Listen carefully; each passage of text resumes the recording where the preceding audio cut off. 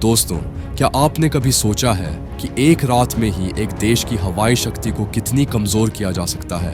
आज हम बात करने वाले हैं ऑपरेशन सिंदूर की, एक ऐसा ऑपरेशन जिसमें air chief marshal AP Singh ने खुलासा किया कि भारत ने पाकिस्तान के F-16 और JF-17 सहित करीब 10 जेट विमानों को क्षति पहुंचाई। इस खुलासे की शुरुआत हुई वायुसेना के 93वें स्थापना दिवस पर, जब air chief marshal AP Singh ने प्रेस कॉन्फ्रेंस में बताया कि ऑपरेशन सिंदूर भारत द्वारा पाकिस्तान पर किया गया एक सटीक और घातक हवाई हमला था। उन्होंने कहा कि इस ऑपरेशन के दौरान भारत ने 4 radar, 2 command and control centre, 2 runway, 3 hanger, एक C-130 ट्रांसपोर्ट विमान और एक अवॉक्स विमान को निशाना बनाया। साथ ही 4-5 F-16 और JF-17 जैसे फाइटर जेट्स को भी क्षति पहुंचाई गई। हवाई हमले इतना दूर तक गए कि एक अवॉक्स विमान को 300 किलोमीटर दूर भी मार गिराया गया।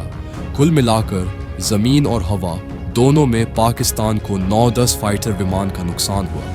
एयर चीफ ने बताया कि इस ऑपरेशन में सबसे पहले केंद्र बिंदु थे रडार इंस्टॉलेशन। 4 जगहों पर रडार सिस्टम को नष्ट किया गया। इससे दुश्मन की निगरानी प्रणाली बुरी तरह बाधित हुई। साथ ही कमांड एंड कंट्रोल सेंटर को निशाना बनाया गया। 2 बड़े केंद्र पूरी तरह तबाह किए गए। बिना नियंत्रण केंद्रों के दुश्मन की कमान बिखर जाती है। रनवे और हैंगर भी निशाने पर थे।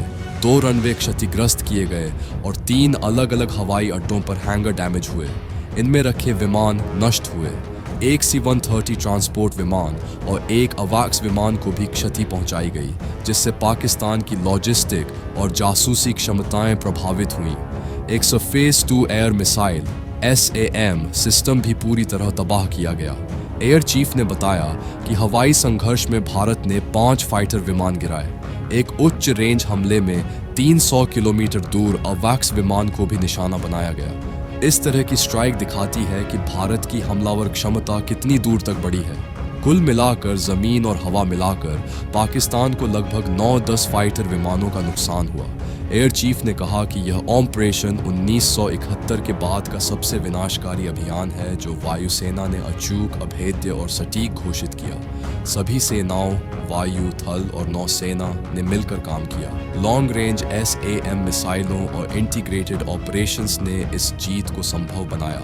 इस अभियान ने दिखाया कि भारत सिर्फ हमला करने की शक्ति नहीं रखता, बल्कि रणनीति, प्रौद्योगिकी और सटीक निष्पादन में भी सक्षम है। एयर चीफ ने कहा कि मीडिया और इंटेलिजेंस रिपोर्ट्स ने इस ऑपरेशन को सफल बनाने में योगदान दिया। सूचना युद्ध भी महत्वपूर्ण था। पाकिस्तान ने निश्चित ही इस हमले को दबाने की कोशिश की होगी। रडार और कमांड हब्स के ध्वस्त होने से उनमें कम्युनिकेशन अराजकता फैली होगी। नुकसान का असर सिर्फ विमान स्तर पर नहीं, बल्कि मोराल पर भी पड़ा होगा। अब यह देखना है कि पाकिस्तान किस प्रकार उत्तर रणनीति अपनाता है। वे नए जेट खरीदेंगे, अपनी रक्षा तंत्र मजबूत करेंगे या अंतर्राष्ट्रीय दबाव बढ़ाएंगे।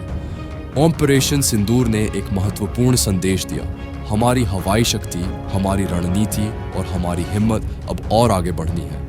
एयर चीफ ने कहा कि भारत AMCA और Su-57 जैसे प्रोजेक्ट्स पर विचार कर रहा है।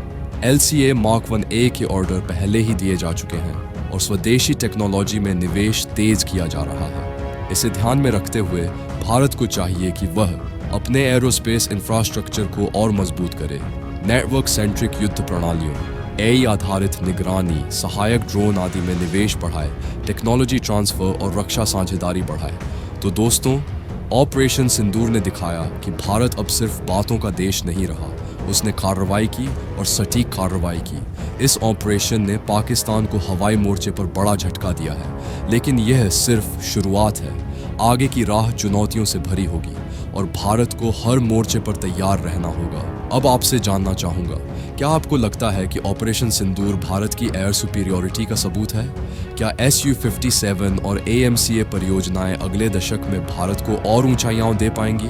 नीचे कमेंट में बताइए अपनी राय और सवाल। अगर आपको यह वीडियो पसंद आया हो तो लाइक, शेयर और सब्सक्राइब करना न भूलें। और हाँ, बेल आइकन दबाइए ताकि हमारे आने वाले वीडियोस की सूचना आपको तुरंत मिले। जय हिंद।